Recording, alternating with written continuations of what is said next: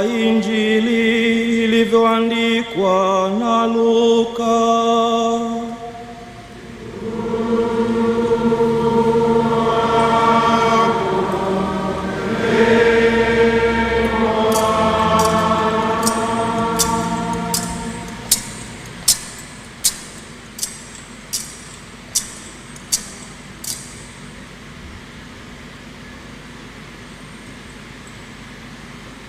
Yesu aliwaambia wanafunzi wake, viuno vyenu na viwe vimefungwa na taa zenu ziwe zinawaka. Nanyi iweni kama watu wanaomngoja bwana wao atakaporudi kutoka harusini, ili atakapokuja na kubisha wamfungulie mara. Heri watumwa wale ambao bwana wao ajapo atawakuta wanakesha. Amin, nawaambieni, atajifunga na kuwakaribisha chakulani, atakuja na kuwahudumia. Na akija zamu ya pili au akija zamu ya tatu na kuwakuta hivi, heri watumwa hao. Lakini fahamuni neno hili, kwamba mwenye nyumba angalijua saa atakayokuja mwivi, angalikesha, wala singaliacha nyumba yake kuvunjwa. Nanyi jiwekeni tayari, kwa kuwa saa msiyodhani ndipo ajapo Mwana wa Adamu. Neno la Bwana.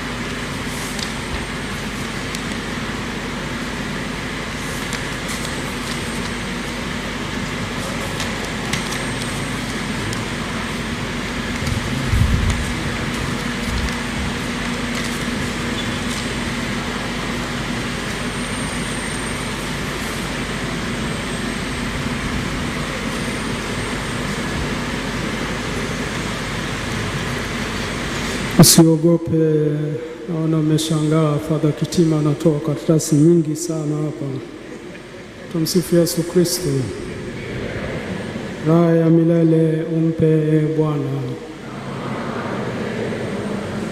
apumzike kwa amani. Kila siku katika maisha yetu tunaalikwa kumhubiri Kristo, sio kwa maneno tu, ila kwa maisha yetu. Madhama Polycarp Kardinali Pengo alimhubiri Kristo sio kwa maneno, wala sio kwa maadhimisho ya Ekaristi takatifu au sakramenti zingine, ila alimhubiri Kristo kwa maisha yake. Kwanza naomba nichukue nafasi hii kumpa pole mwashamu Askofu Mkuu Yuda Tadeus Ruwaichi, askofu mkuu wa jimbo kuu la Dar es Salaam, Mwashamu Henry Mchamungu, askofu msaidizi wa Jimbo Kuu la Dar es Salaam, mapadri, watawa na waumini wote wa Jimbo Kuu la Dar es Salaam. Lakini pia tujipe pole sisi maaskofu, Baraza la Maaskofu Tanzania, kwa kuondokewa na mmoja wetu katika urika collegiality. Natoa pia pole kwa kanisa zima la Tanzania. Baba huyu hakuhudumia tu Dar es Salaam, alihudumia pia kwa maisha yake, alihubiri Injili kwa kanisa lote la Tanzania. Natoa pole pia kwa kanisa katika ngazi ya Afrika, kanisa katika ngazi ya SECAM, kwanza kanisa katika ngazi ya MESEA. Tuna rais wa MESEA hapa na katibu wake mkuu, fikiri watapata nafasi muda fulani wa kutambulishwa. Lakini pia kanisa la Afrika katika ngazi ya SECAM, ambapo pia tunaye rais wake hapa Mwadhama Fridolin Nambongo na katibu wake mkuu.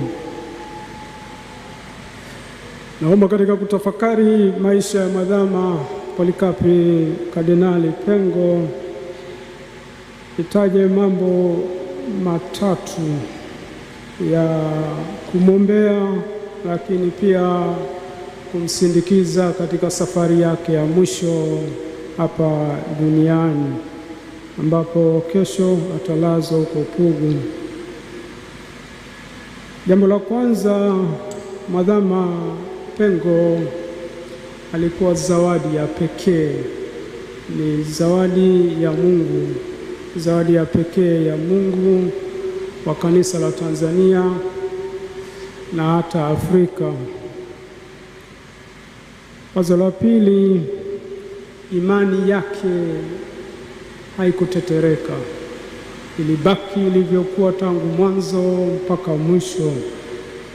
La mwisho ni nguvu ya yote yeye aliyatoa wapi. Wazo lile la kwanza, Mwadhama Pengo Kardinali ni zawadi ya Mungu, tunaita ni rare gift. Na zawadi ya Mungu ni zawadi zile adimu ambazo Mungu anazitoa kwa wakati wake na kwa muda wake. Kwa hiyo yeye aliamua kuitoa zawadi ya maisha yake kwa kanisa la Tanzania kwa wakati wake.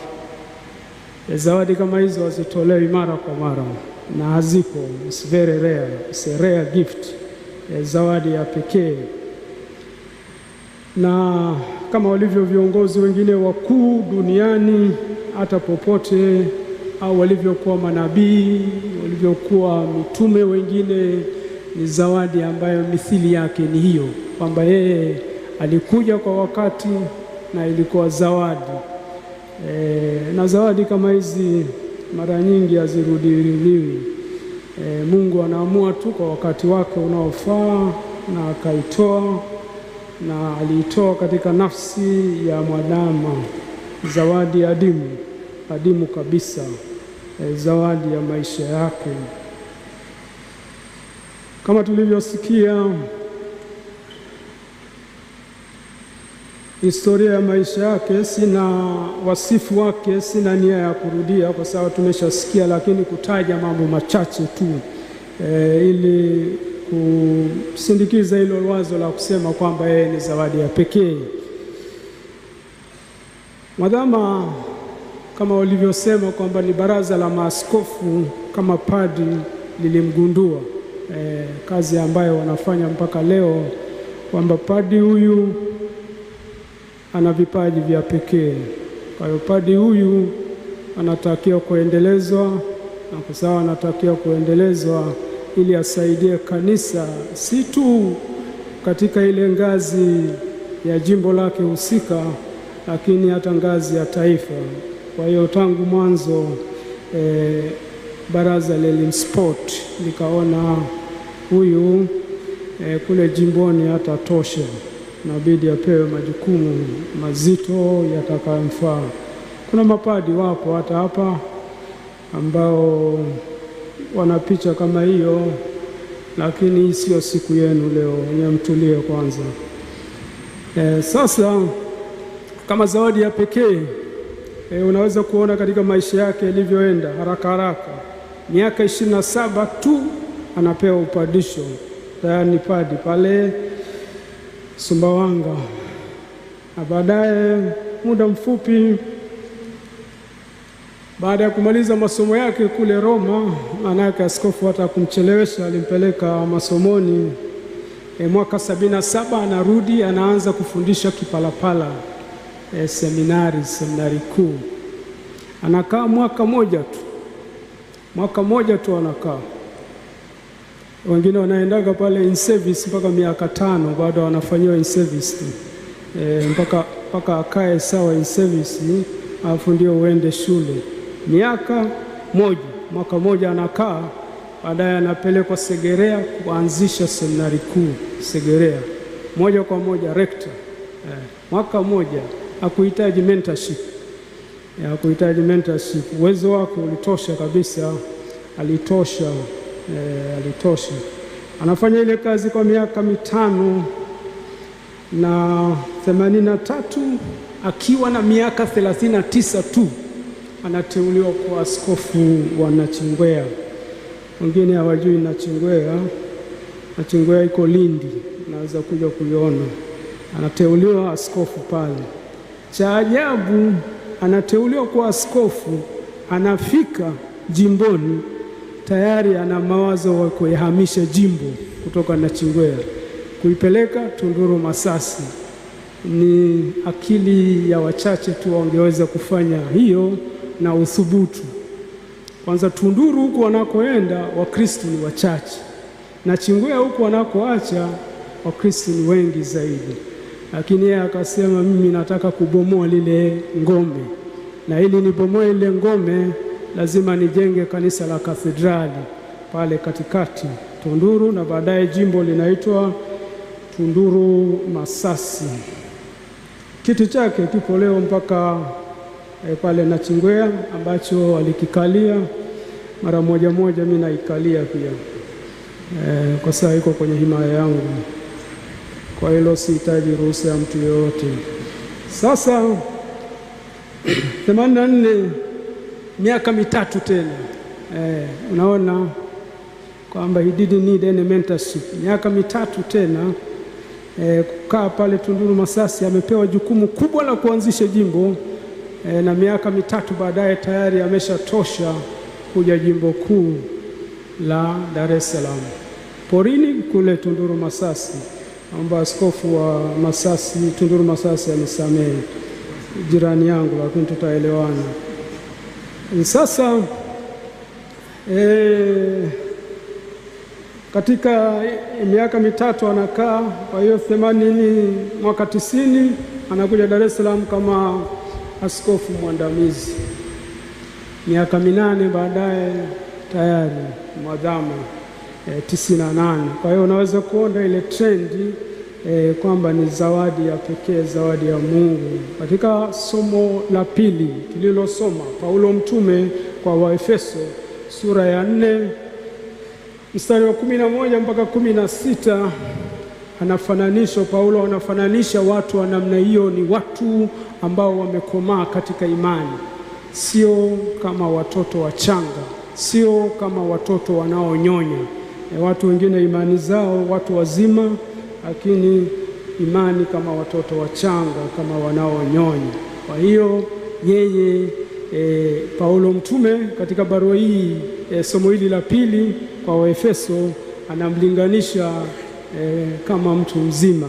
Imani yake imekumba, hapeperushi kutoka upande mmoja kwenda upande mwingine, na Paulo mtume anatoa hiyo onyo, na yeye anaendelea katika hiyo imani yake, na hiyo anaileta Dar es Salaam kama kufanya reform. kama walivyofanya mwalimu wa maadili, anakuja hiyo nayo kufanya hiyo reform katika jimbo kuu la Dar es Salaam katika maadili. Hao mapadi wa Dar es Salaam aliwanyosha, hata nyinyi dada wadogo aliwanyosha, hamkuwa na mahali pa kwenda, ndio maana hamkukengeuka. Lakini maana yake ile reform yake ni kama ya watakatifu wakuu, kama akina Mtakatifu Francisco wa Assisi, Mtakatifu Teresa wa Avila, Mtakatifu Yohani wa Msalaba, Mtakatifu Bernardo wa Clairvaux. Ile reform yake, na reform kubwa anaifanya kwa mfano wa maisha yake, sio zaidi. Na anaendelea kwa kusema kwamba yeye Paulo mtume katika barua yake ile, katika somo lake ile la pili, Efeso sura ya 4 mstari wa 11 mpaka 16, anasema yeye alikuwa mtu mwenye ukweli, ambaye tulisikia pia katika somo hilo, na anatoa wajibu kwa watu mbalimbali. Kwa hiyo kwa kweli yeye kama mwalimu, yeye kama mchungaji, yeye kama mfuasi wa mitume, kama ile barua inavyoeleza, hakufundisha tu Dar es Salaam. Kwa kweli amefundisha kanisa la Tanzania. Mambo mengi Tanzania kanisa limejifunza. Waheshimiwa washama askofu labda wanaweza usikubaliana na mimi katika hili, ila I am convinced kwamba mengi tumejifunza kutoka kwake. Kwa mfano participation, ile kugawa utume, uwaka wa WATA, utoto mtakatifu, wale wote walipewa majukumu, aliwapa majukumu na majukumu ambayo walifanya katika kanisa. Tegemeza jimbo tumesikia 94 ambayo ipo karibu majimbo yote sasa Tanzania, tumejifunza kutoka Dar es Salaam. Kwa hiyo baba huyu alikuwa mwalimu wetu sisi sote. Na tunaenda wazo la pili, imani yake haikutikisika. Imani yake haikutikisika, imani yake ilibaki imara siku zote. Alikuwa mtu wa imani iliyokomaa. Lakini imani hiyo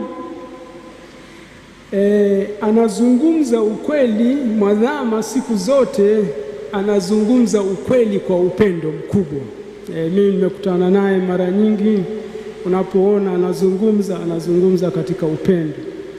Anapokosoa kitu anakosoa katika upendo, hakuna chuki. Kwa hiyo upendo na ukweli unaungana katika Mungu. Huwezi kutenganisha ukweli na upendo. Mtu anayependa lazima awe mkweli. Baba awe mama anayependa familia yake lazima ataishi ukweli. Kama uipendi ndio utakuwa mdanganyifu. Hivyo kwa mtu yeyote ambaye atapewa majukumu. Kwa hiyo ndivyo alivyokuwa baba mwadhamu.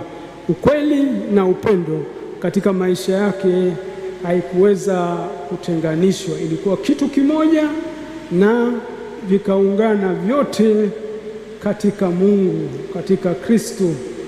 Vikaungana vyote katika Mungu, katika Kristo. Kwa hiyo imani yake haikutetereka. Imani yake haikutetereka, ilizidi kukua siku zote. Na katika hilo la upendo na ukweli, Paulo mtume anatukumbusha kwamba tusiwe tena watoto wachanga ambao tunatupwa huko na huko, kuchukuliwa na kila upepo wa elimu, kwa hila ya watu, kwa ujanja, tukizifuata njia za udanganyifu. Na hiyo ya upendo, Paulo mtume katika barua yake ya kwanza kwa Wakorintho sura ya 13 mstari wa kwanza anasema, nijaposema kwa lugha za wanadamu na za malaika, kama sina upendo nimekuwa shaba iliayo na upatu uvumao. Mtakatifu Sipriani, askofu wa Karthaje, Tunisia huko katika karne ya 3, alifanya utume wake wa askofu kwa miaka 10 tu, miaka 248 mpaka 258. Anamwandikia askofu mwingine ambaye ameuawa kwa upanga, Askofu Cornelius Papa, naye ambaye aliuawa mwaka 253, miaka 5 kabla ya Sipriani hajauawa. Na baadaye sikukuu za hao wawili zinaunganishwa, Cornelio na Sipriani, Septemba 14 yani. Kwa hiyo labda hiyo niache kwanza, lakini inaunganishwa siku yake. Anaandika Sipriani, anamwandikia Cornelius baada ya kusikia Cornelius ameuawa, anamwandikia na anaandikia kanisa la Roma. Anaandika ifuatavyo, anasema: ndugu yangu Cornelio, nimesikia juu ya ushuhuda wako mtukufu. Wewe Cornelio umeishi ushuhuda mtukufu. Nimesikia juu ya ujasiri wako wa kuishi imani. Nimesikia heshima juu ya ushuhuda wako, na sisi watu wa Karthaje tunashiriki katika hiyo heshima yako, katika hiyo utukufu wako, katika hiyo sifa yako. Kwa hiyo sisi waumini tulioko hapa leo tunashiriki katika heshima ya baba yetu Polikapi, na tunajivuna kwa mazuri ambayo ameyafikia. Tunajiona fahari katika hilo. Raha ya milele umpe Bwana, apumzike kwa amani. Hizi nguvu huyu mzee kazitoa wapi? Hizi nguvu yeye kazitoa katika uhusiano wake na Mungu. Alikuwa mtu wa sala siku zote. Tumesikia aliamka saa 10:30. Baada ya kujiandaa aliingia kanisani kusali. Amefika hapa St. Joseph kabla ya kuingia ofisini, ameingia kwenye kanisa la kuabudu. Wengine wanajua walivyozunguka hapa Dar es Salaam wakati wa baada ya kustaafu. Mara yuko hapo Padre Pio Shrine San Damiano, mara yuko Pugu, mara yuko Chang'ombe kusali kwenye kanisa za kuabudu. Rozari takatifu, ibada kwa Mama Maria. Na ndiyo maana anazikwa siku ya Mama Maria kesho Jumamosi. Wengine wanafikiri basi tu imetokea, ni coincidence. Hakuna coincidence kwa Mungu, ni providence, kwamba tangu mwanzo Mungu alishapanga kwamba azikwe siku hiyo. Sasa yeye anaitoa nguvu yake katika sala. Nguvu yake anaitoa katika ile kushirikiana na Mungu, na alijinasua na mambo ya ulimwengu huu. Tulisikia alitoa mali zake zote, vitu vyake vyote alivitoa. Hakuwa na mali ya binafsi, hakuwa hata na akaunti binafsi, hakuwa nao. Watawa wengine hapa utawatoa macho ukiwaambia wasiwe na akaunti. Hakuwa nayo. Yeye hakuwa nayo akaunti. Mwadhamu askofu mkuu hakuwa na akaunti binafsi. Simu wengine wanasema alikuwa nayo. Mimi sikuwahi kumwona wala sikuwahi kumpigia. Mimi nilimpata kupitia wasaidizi. Alikuwa anashangaa mapadi wanaingia ofisini pale wanamwaga simu 3 mezani pale, wakati mzee hana hata simu moja, na mzee anaombea huruma hivi, wanazibebaje na wanazitumiaje? Sasa hakuwa na vitu vya dunia hii, hakuwa na kitu katika dunia hii, alijinasua, hakuwa wa dunia hii. Na ndio maana tunasema taa yake ilikuwa inawaka katika ile somo la Injili. Kiuno chake alikuwa amekifunga. Ndio maana amechagua hata mahali pa kuzikwa huko Pugu kwenye kikanisa kidogo, amekataa kanisa la heshima hili la St. Joseph, azikwe kule Pugu. Sijui kama ungekubali, lakini yeye mwenyewe kachagua hiyo kwenye kanisa kile kidogo cha Pugu. Hakuhitaji heshima yoyote. Nafikiri na ndio maana pia amenichagua mimi, sio kupitia yeye, nizungumze leo mbele ya mawadhama hapa na maaskofu wakuu, mtu kutoka Lindi. Tumsifu Yesu Kristo.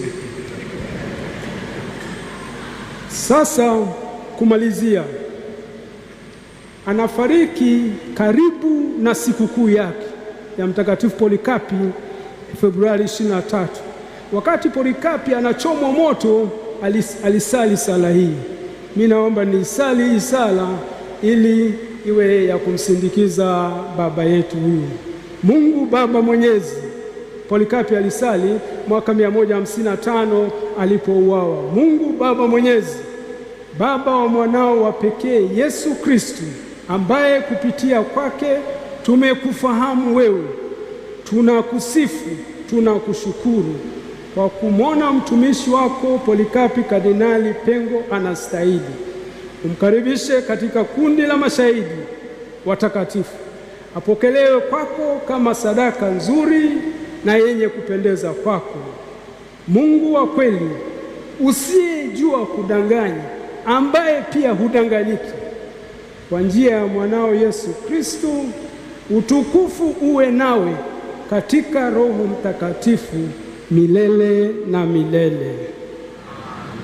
Tumsifu Yesu Kristo. Tusimame na tukiri imani yetu na sadiki kwa Mungu mmoja.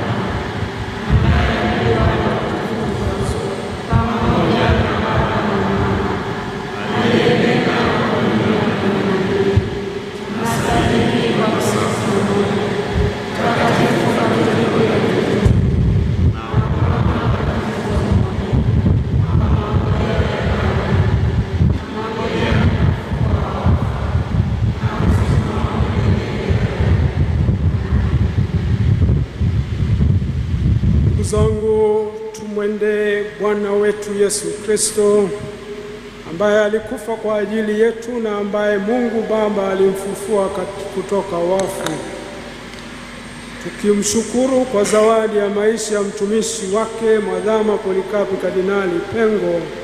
Tumwinulie Baba yetu wa mbinguni maombi yetu kwa imani na matumaini, tukisema: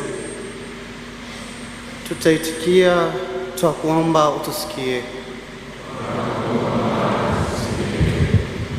Mungu Baba wa milele, tunakushukuru kwa viongozi wetu wa kanisa, Baba Mtakatifu Leo wa 14, maaskofu, mapadri na mashemasi. Tunakuomba Mungu Roho Mtakatifu uongoze katika utume wao kwa kumpeleka Kristo kwa watu wa mataifa yote. Bwana, tunaombea viongozi wa mataifa yote, hasa taifa letu la Tanzania. Udumishe haki, upendo, amani na mshikamano kwa raia wake.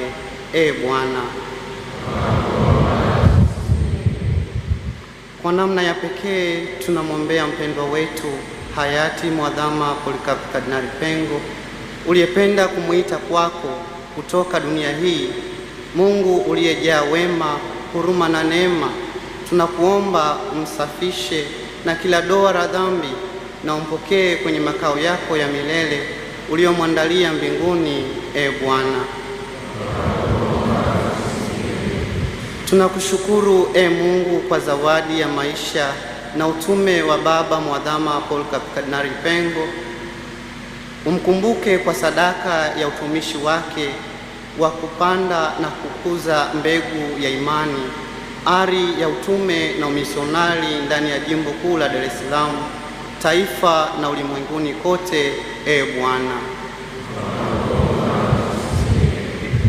kwa ajili yetu sisi sote tuliyekusanyika hapa kumwombea hayati Mwadhama Polycarp Kardinali Pengo, kwa azimisho hili la Ekaristi Takatifu, fungua macho yetu tukutambue. Tunapomega mkate, utujalie tudumu waaminifu siku zote za maisha yetu. E Bwana, uwapokee kwako marehemu maaskofu, mapadri, mashemasi na watumishi wako wote. E Bwana. Bwana Yesu Kristo, uliyefufuka kutoka wafu kwa utukufu, upo nasi kundi lako. Tunakushukuru. Uyapokee maombi yetu na kuyapeleka kwa Baba. Mjalie Mwadhama Polycarp Kardinali Pengo uzima wa milele mbinguni. Tunaomba hayo kwa njia ya Kristo Bwana wetu.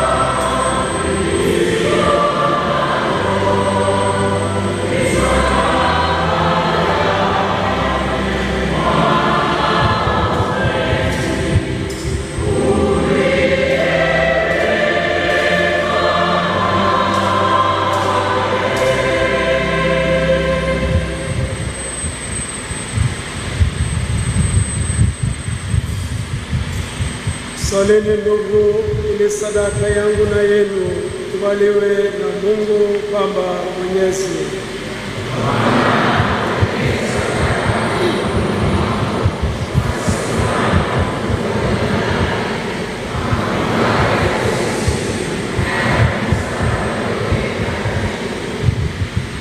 Bwana,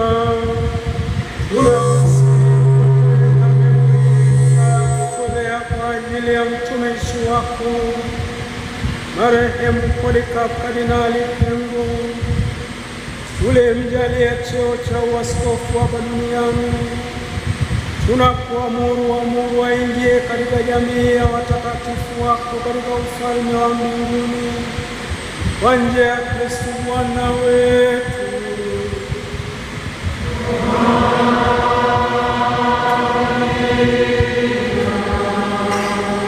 Bwana awe nanyi.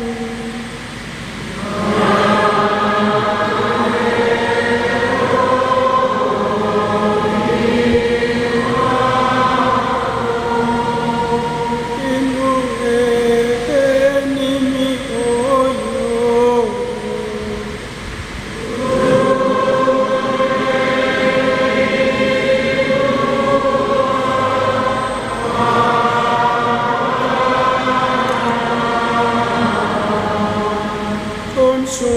Tumshukuru Bwana Mungu wetu.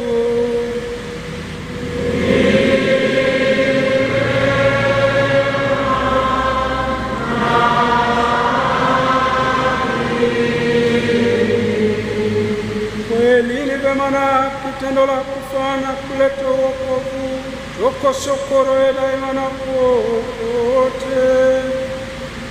Bwana Baba uliye mtakatifu, Mungu Mwenyezi wa milele, kwa njia ya Kristo Bwana wetu, katika yeye tumaini la ufufuko wenye heri liliangaza kwetu, ili sisi tunaosikitika kwa sababu tunajua kwamba lazima tutakufa, tufarijiwe kwa hali ya uzima wa milele. Maana uzima wa waamini wako, Bwana, uondolewe ila unageuza tu, na hao wanapata makao ya milele mbinguni, yakishabomolewa makao ya hapa duniani. Kwa hiyo sisi pamoja na malaika wakuu, pamoja na viti vya enzi na milki, na pamoja na majeshi yote ya malaika wa mbinguni, twaimba wimbo wa utanzi wa utukufu wako, tukisema bila mwisho.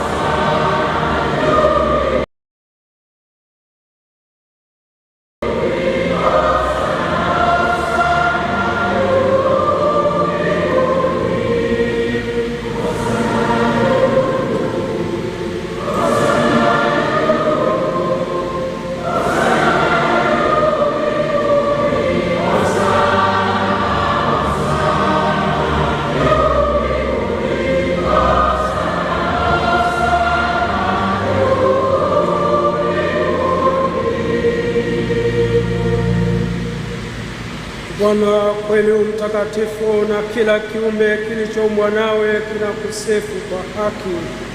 Maana kwa njia ya mwanao Bwana wetu Yesu Kristo, kwa uwezo utendaji wa Roho Mtakatifu, unavitia uzima vitu vyote na kuvitakatifuza, wala uachi kukusanya watu kwako. Ulitoka mawe ya jua hata machweo yake, dhabihu safi itolewe kwa jina lako.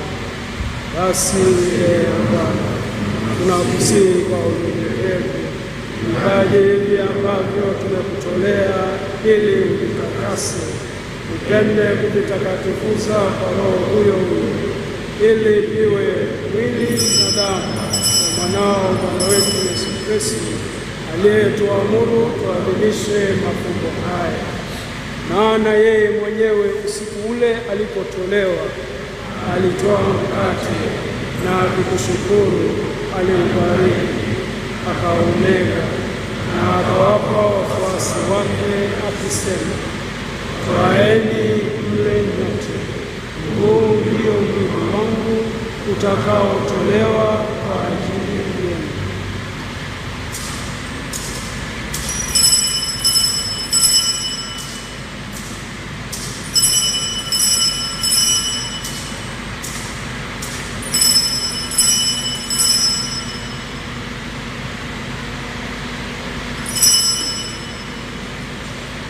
Vivyo hivyo baada ya kula, akitwaa kikombe na kukushukuru, alikibariki na akawapa wafuasi wake akisema, twaeni mnywe nyote, hiki ndicho kikombe cha damu yangu, damu ya agano jipya na la milele, itakayomwagika kwa ajili yenu na kwa ajili ya wengi kwa maondoleo ya dhambi.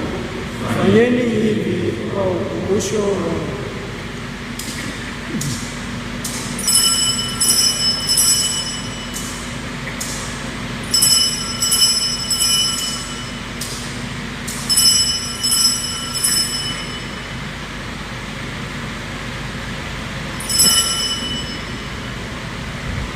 Fumbo la imani.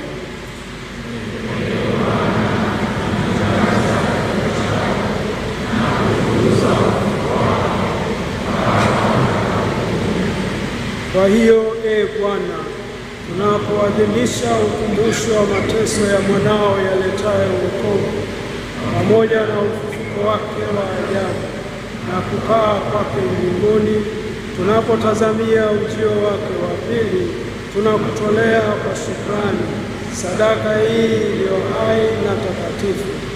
Tunakuomba uyaangalie matoleo ya kanisa lako, na kwa kumtambua yeye aliye kafara, ambaye ulitaka kutulizwa kwa sadaka ya kifo chake, tujalie sisi tunaotiwa nguvu kwa mwili na damu ya mwanao na kujazwa Roho wake Mtakatifu, tupate kuwa mwili mmoja na roho moja katika Kristo.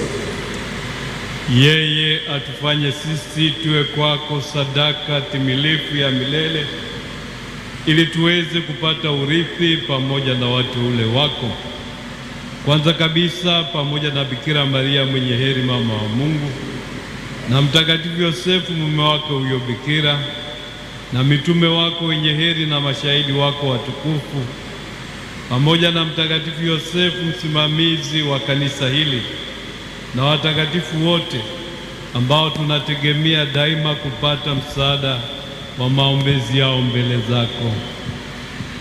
Tunakuomba, Bwana, huyu aliye kafara na upatanisho wetu, alete amani na wokovu duniani kote.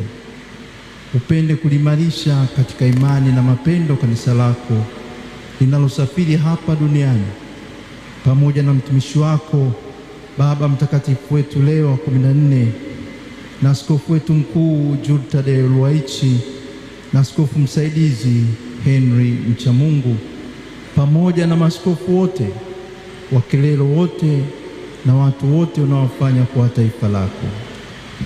Usikilize kwa wema sala za jamaa hii uliyoita hapa mbele yako. Baba uliye mtakatifu, kwa huruma yako uwakusanyie kwako wanao wote waliotawanyika popote duniani. Mkumbuke mtumishi wako Polycarp Kardinali Pengo uliyemwita kwako kutoka dunia hii. Mjalie kwamba yeye ambaye alishirikishwa kifo cha mwanao kwa ubatizo, hali kadhalika ashiriki ufufuko wake, siku ambapo utawafufua wafu katika miili yao kutoka ardhini. Hapo utaufananisha mwili wa unyonge wetu na mwili wa utukufu wake. Pia wapokee kwa wema katika ufalme wako ndugu zetu marehemu na wote walioaga dunia wakiwa wamekupendeza. Nasi tunatumaini kufika katika ufalme huo, ili pamoja tushibishwe milele kwa utukufu wako. Ndipo utakapofuta kila chozi katika macho yetu, maana kwa kukuona wewe Mungu wetu kama ulivyo, tutafanana nawe milele yote, na tutakusifu bila mwisho kwa njia ya Kristo mwana wetu, ambaye kwa njia yake unaujalia ulimwengu mema yote.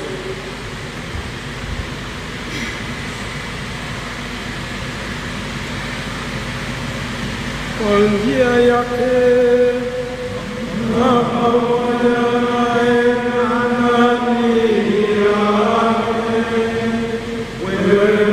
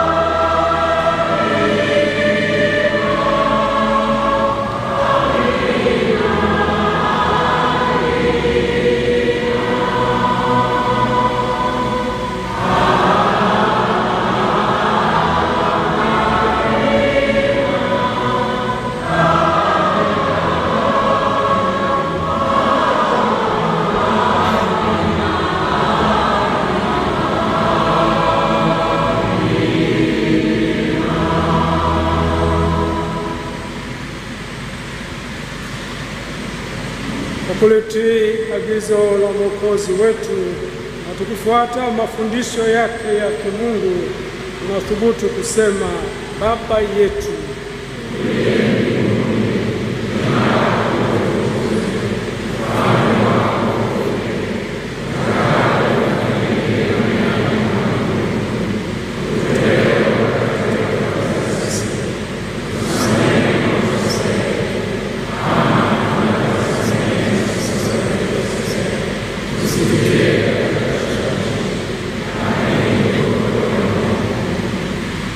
Bwana, tunakuomba utuokoe katika maovu yote, tujalie kwa wema amani maishani mwetu, sote kwa msaada wa huruma yako tuokolewe daima na dhambi, wala tusifadhaishwe na jambo lolote, tunapotazamia tumaini lenye heri na ujio wa Mwokozi wetu Yesu Kristo.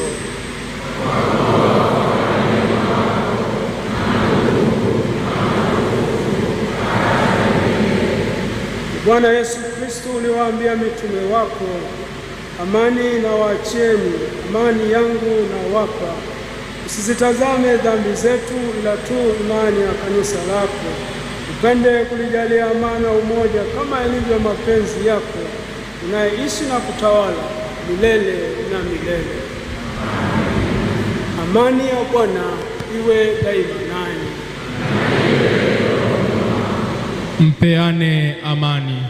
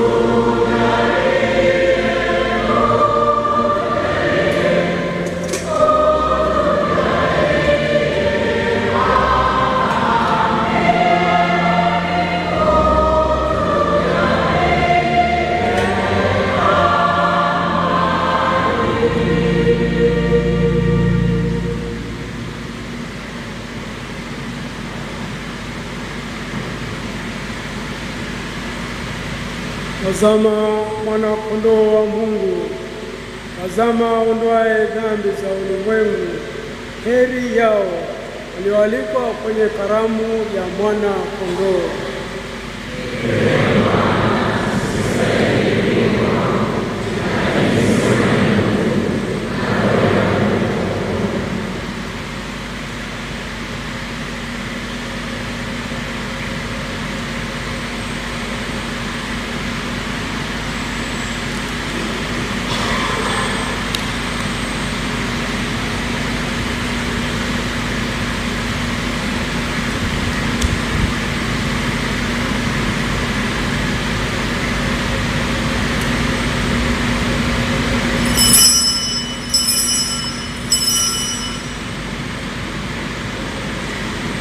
Karibuni kupokea komunyo takatifu.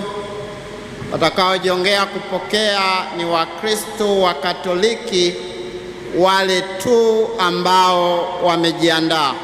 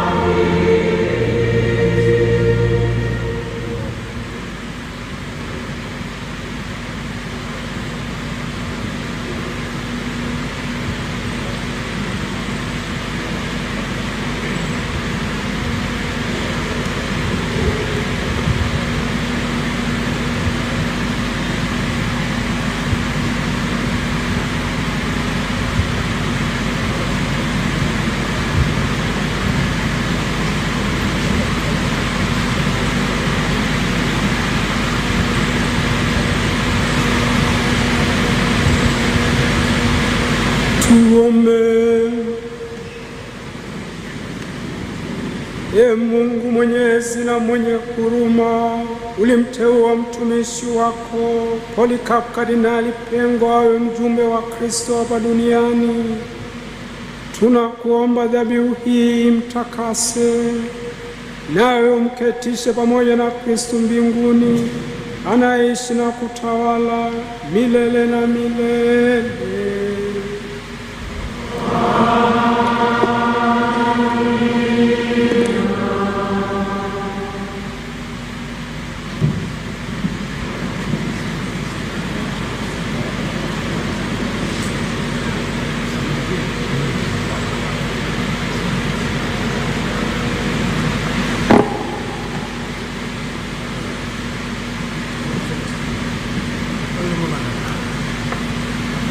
Bwana awe nanyi.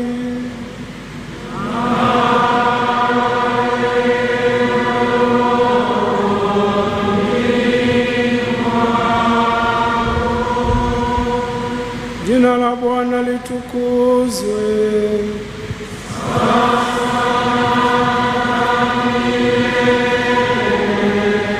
Msaada wetu katika jina la Bwana.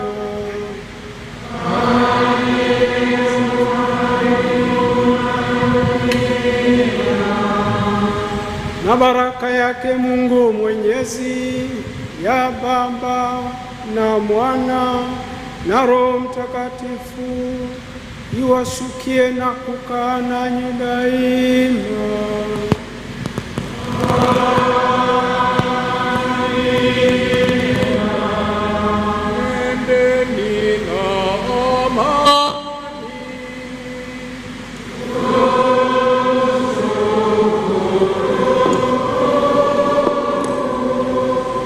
Sasa mnaweza kuketi mara ya pili, nyie mlioketi mwanzo.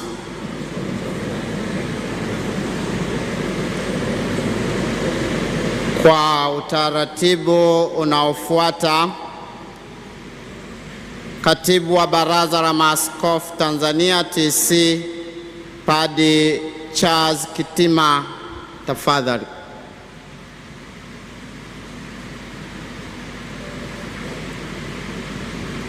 Kristo, raha ya milele umpe Bwana, apumzike kwa amani. Katika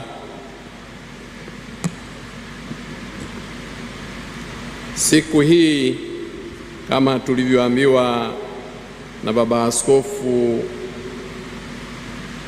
kiongozi wa ibada yetu, tumekusanywa na baba yetu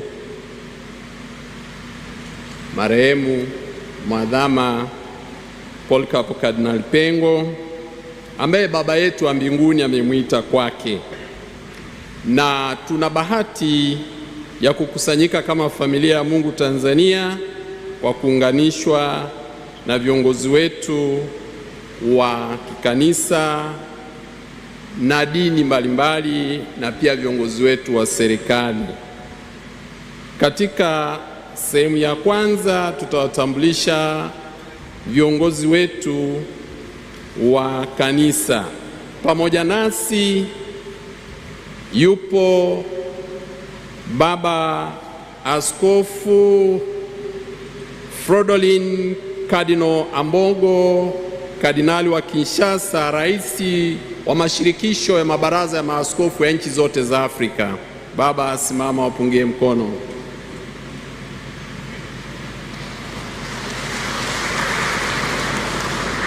Pia yupo Baba Askofu Anthony Kardinali Kambanda, kardinali wetu wa Kigali kutoka Rwanda.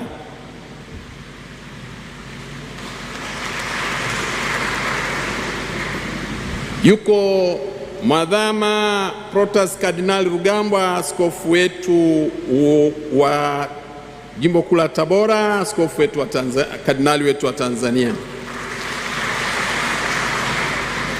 Tumepata baraka pia kuwa na Askofu Charles Kasonde ambaye ni raisi wa mashirikisho ya mabaraza ya maaskofu ya nchi zilizo mashariki mwa Afrika, ambayo wanaongelea Eritrea, Ethiopia, Somalia, Djibouti, Kenya, Sudani, Uganda, Tanzania, Zambia na Malawi. Baba Askofu, karibu. Yupo nasi pia Baba Askofu Martin Anuel Mtumbuka, rais wa Baraza la Maaskofu wa Katoliki wa Malawi. Yuko Baba Askofu Charles Mahuza, askofu wa visiwa vya Komoro, jirani yetu.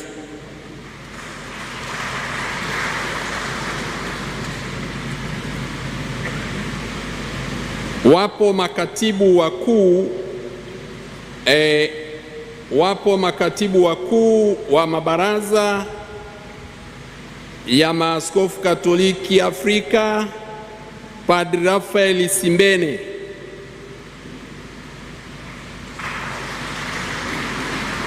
Pole.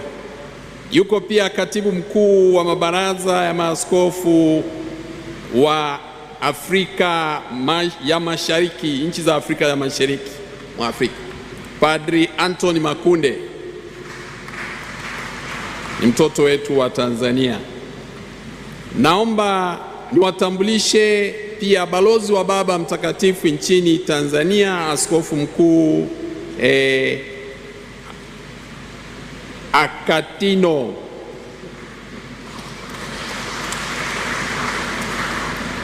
Naomba niwatambulishe maaskofu wakuu wa Tanzania walioko hapa, wengine wako safarini bado.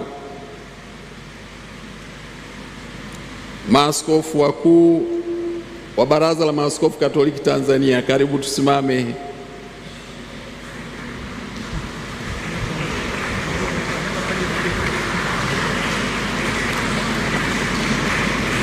Naomba niwatambulishe pia maaskofu wetu wote waliofika hapa kutoka majimbo yetu mbalimbali nchini Tanzania.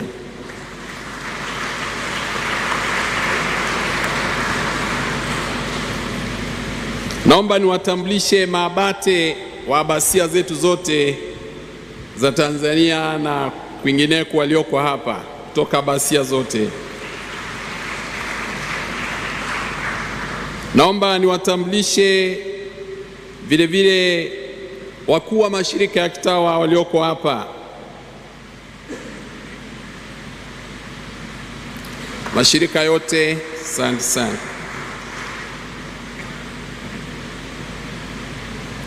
Naomba nitumie nafasi hii kutambulisha viongozi wa serikali kwa utaratibu ufuatao. Tunaye mkuu wetu wa nchi, yeye tutamtambulisha baadaye kwa utaratibu mwingine, lakini naomba nimtambulishe kwenu makamu wa rais wa Jamhuri ya Muungano wa Tanzania.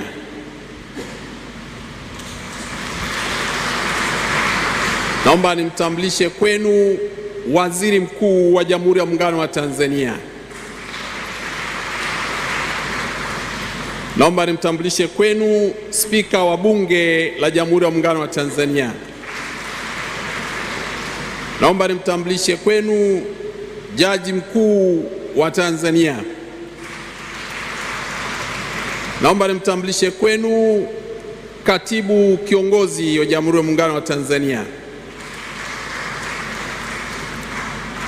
Naomba niwatambulishe wastaafu, mawaziri wakuu wastaafu waliopo, naomba tusimame.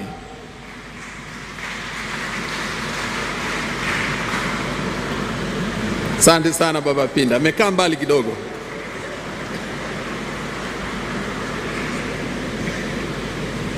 Naomba nimtambulishe pia spika mstaafu wa Jamhuri ya Muungano wa Tanzania.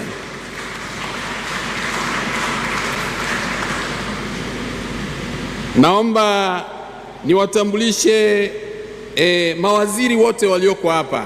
Naomba tusimame kwa pamoja. Asanteni sana, wengine wako kule.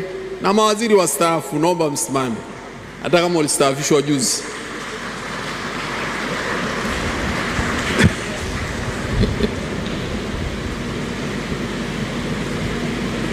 Naomba niwatambulishe wakuu wa mikoa. Jimbo hili linaundwa na mkoa wa Dar es Salaam na mkoa wa Pwani. Wakuu wetu wa mikoa, tunaomba msimame.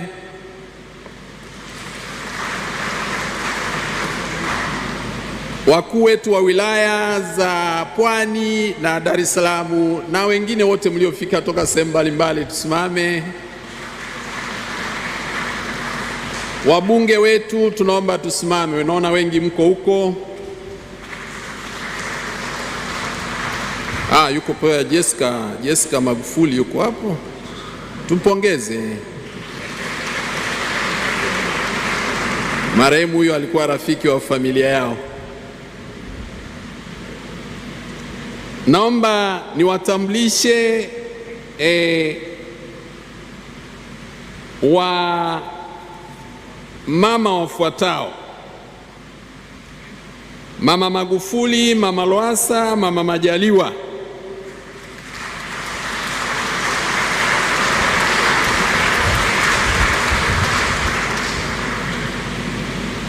Naomba niwatambulishe viongozi. Kama mlivyosikia, baba yetu alikuwa anapenda mambo ya haki, umoja wa kitaifa na kadhalika. Naomba majaji wote mliopo tusimame. Majaji huo mstaafu kwa kazini, karibuni wote tusimame.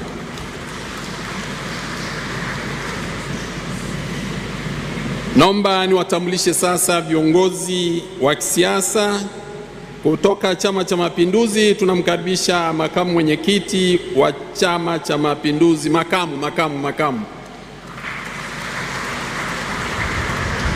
Tuna heshima pia kuwa na katibu mkuu wa Chama cha Mapinduzi, Dr. Asha Migiro. Asante sana. Vyama vingine vya siasa waliopo, naomba tusimame. Shida mnajificha. Asante sana. Mpina mwingine, vyama vingine. Sasa mwe mnahudhuria misiba jamani. Mko kumbe, kwa sijaona. Chama kikubwa hivi mmejificha, mkae huku. Asante sana. Baada ya hapo, naomba turizike kwamba muda uliopo sio wa kutosha, na kesho tutakuwa na muda wa kutosha zaidi.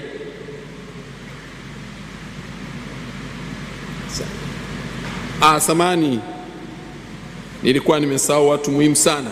Naomba niwatambulishe wakuu wetu wa majeshi yote walioko hapa: Jewi, wahamiaji. Asanteni. Asante au hamiaji huko. Naomba nimtambulishe pia Jenerali Mabeo mstaafu.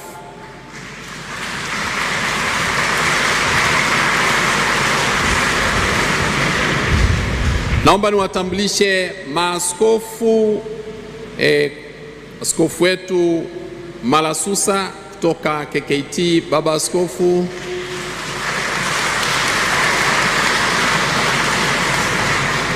Pole sana baba kauko. Na maaskofu wa madhehebu mengine naomba msimame.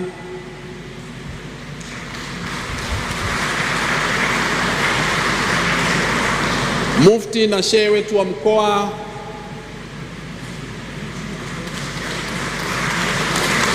Asante sana. Naona hapo kamati yetu ya dini mbalimbali mko vizuri. Tutakuwa na utaratibu wa pili baada ya kutambulishana hapo. Tutakuwa na utaratibu wa pili ufuatao. Rais ataaga mwili kwa utaratibu maalum na kutoa pole yake kwa askofu mkuu wa jimbo kuu la Dar es Salaam na rais wa baraza la maaskofu. Sasa sijui atamshika mkono atafanyaje, na wote tutasimama, na kama atapenda kutoa neno ni discretion yake, alafu tutakaa, na kama sivyo tutakaa pia, alafu tutapewa utaratibu mwingine wa kuaga. Mheshimiwa Rais wa Jamhuri ya Muungano wa Tanzania, tukiwa tunafahamu taratibu wa dini yetu ya Kiislamu, tutakuomba, tutamuaga marehemu wetu, mababa naomba tukaribie hapa.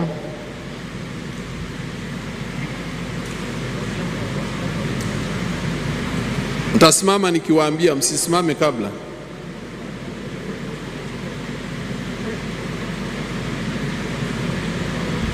Mheshimiwa Rais wa Jamhuri ya Muungano wa Tanzania Samia Suluhu Hassan atamuaga marehemu Mwadhama Polycarp Kardinali Pengo na atawapa mkono wa pole Askofu Mkuu kwa niaba ya wana Dar es Salaam na Rais wa Baraza kwa niaba ya Watanzania wote.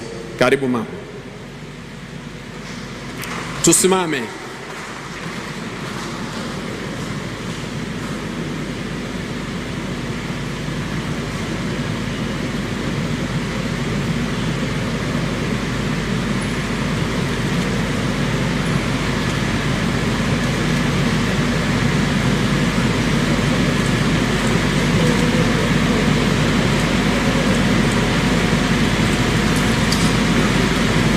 Asante sana Rais wa Jamhuri ya Muungano wa Tanzania.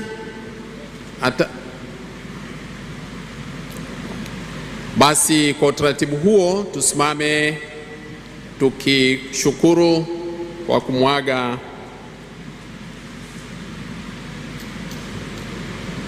marehemu Mwadhama Polycarp Kardinali Pengo.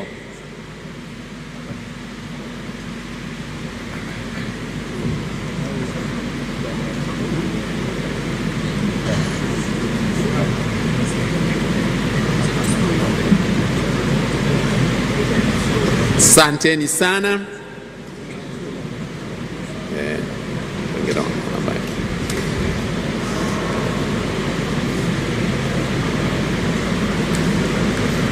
Baada ya hapo tutakuwa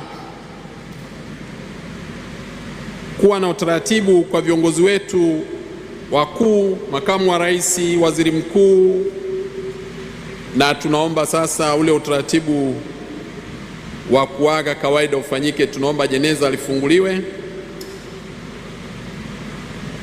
Tunaomba wanakwaya mwingie wimbo kidogo hapo.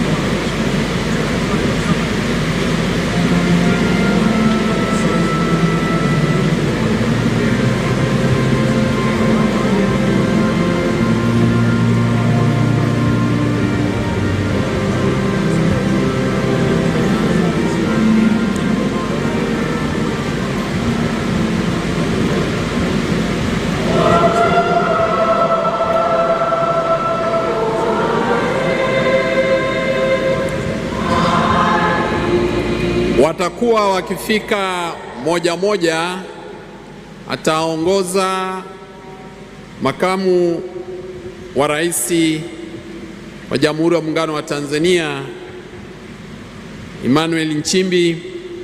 Karibu kumwaga marehemu.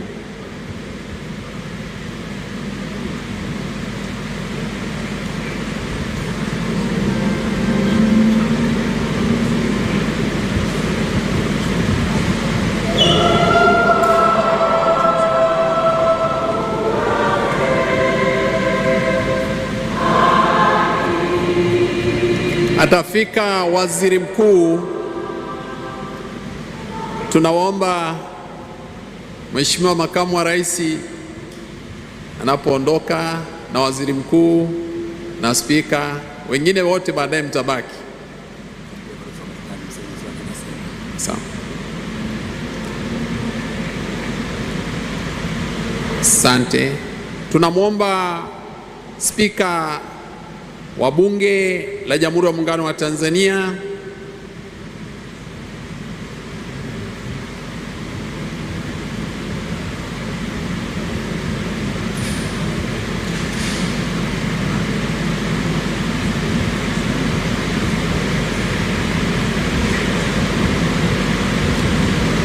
tunamwomba Jaji Mkuu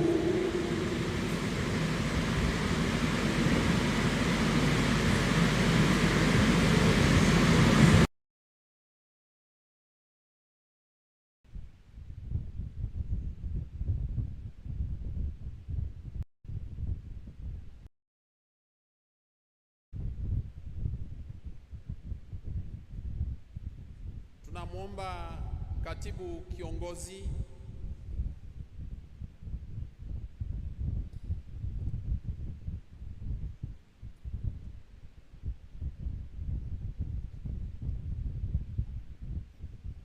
tunamwomba spika mstaafu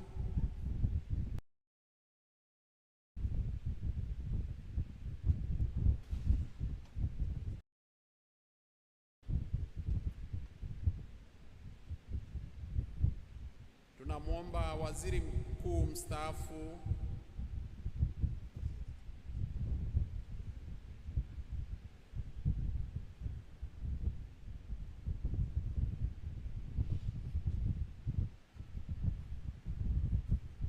tunaomba wakuu wa majeshi mlioko mstaafu mje pamoja,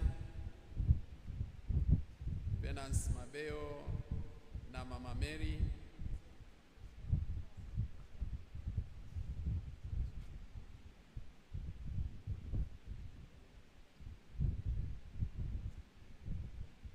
Msaidizi wa staafu wa Nyerere Mzee Kasori.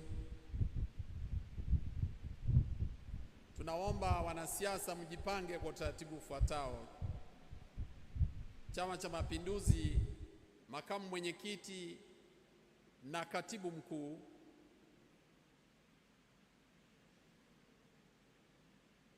chama cha ACT Wazalendo;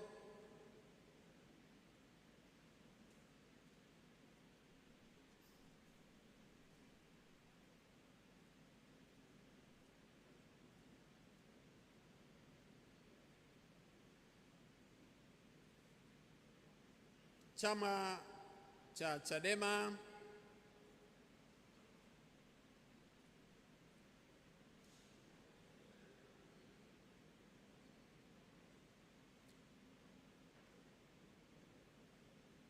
Mbatia si hatujui chama chake;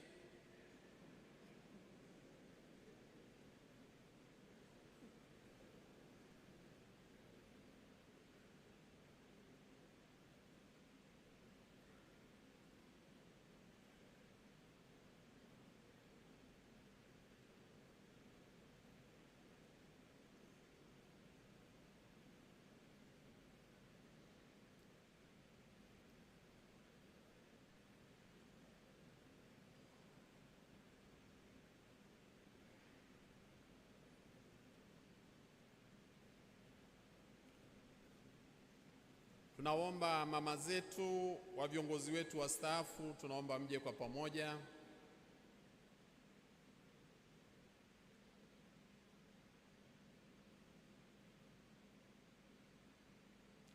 Tunaye balozi wa Marekani nchini Tanzania, naibu balozi Andrew. Asante sana, karibu.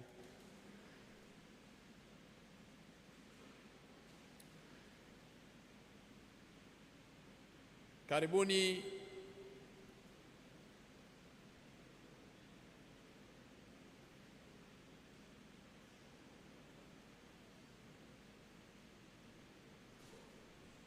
mkuu wetu wa uhamiaji,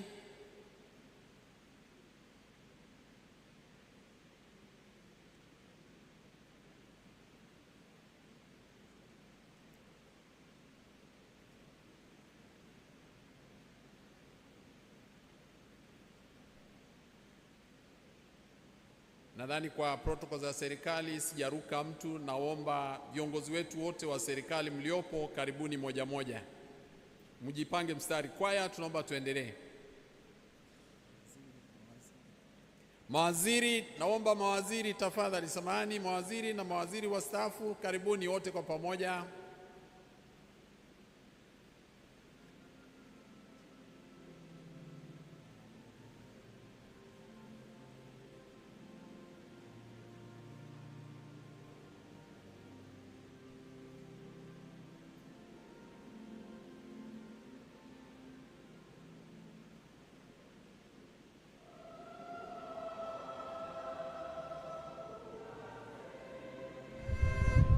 Amen.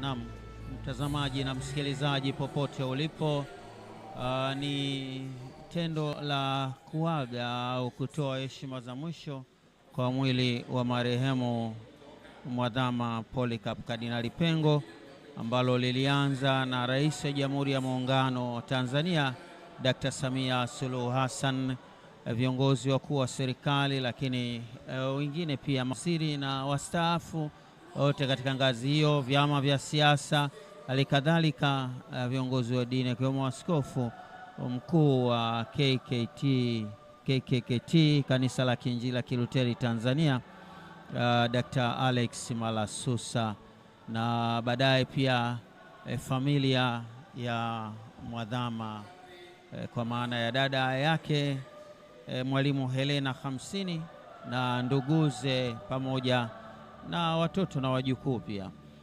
Mtazamaji na msikilizaji mpendwa, kila mmoja na shauku ya kuaga, lakini basi wakati huu baada ya tendo hilo, maana yake kwamba mapadri kwa maana ya wakleri wote kwa ujumla wake wanatoka wakiandamana, maana wao basi watafanya hivi kesho kule katika kituo cha Hija Pugu, ndipo ambapo watamuaga pamoja. Lakini leo basi kila mmoja kwa nafasi yake amepita mbele ya mwili huo, jeneza hili la Mwadhama Polycarp Kardinali Pengo.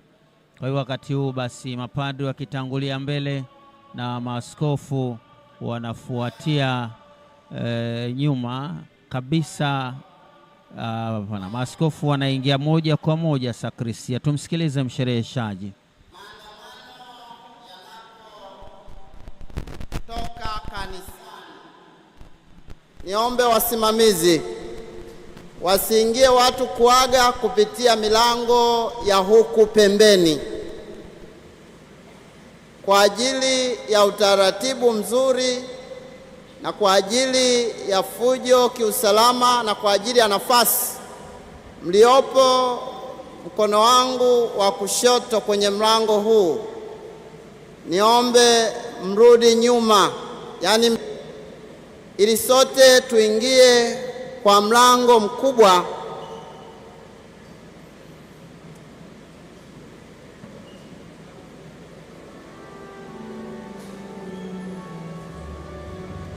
kwa mshereheshaji wa maadhimisho ambaye pia ni paroko wa kanisa hili kuu la Mtakatifu Yosefu, Padre Dennis Wigira, akitoa maelekezo namna hiyo.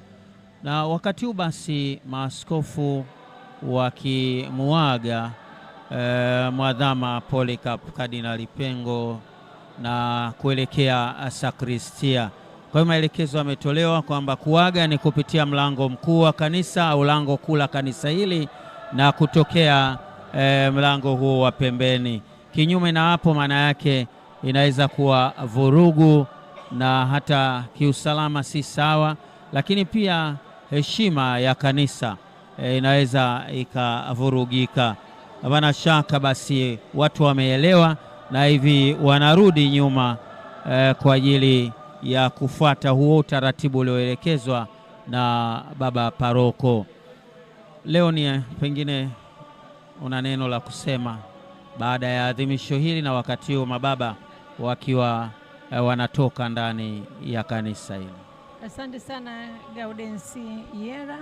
Ni neno langu la kusema basi ni mshukuru kila mmoja, hasa yule ambaye alikuwa yuko nyumbani akifuatilia vyombo vya habari, redio na mitandao yetu kijamii TV, akufuatia hii misa maalum kabisa ambako mwili wa baba yetu Mwadhama Polycarp Kardinali Pengo umelala ama umeingia hapa kanisa kuu kwa mara ya mwisho, na watu wamefika hapa kwa ajili ya kumwambia baba kwa heri kwa mara ya mwisho.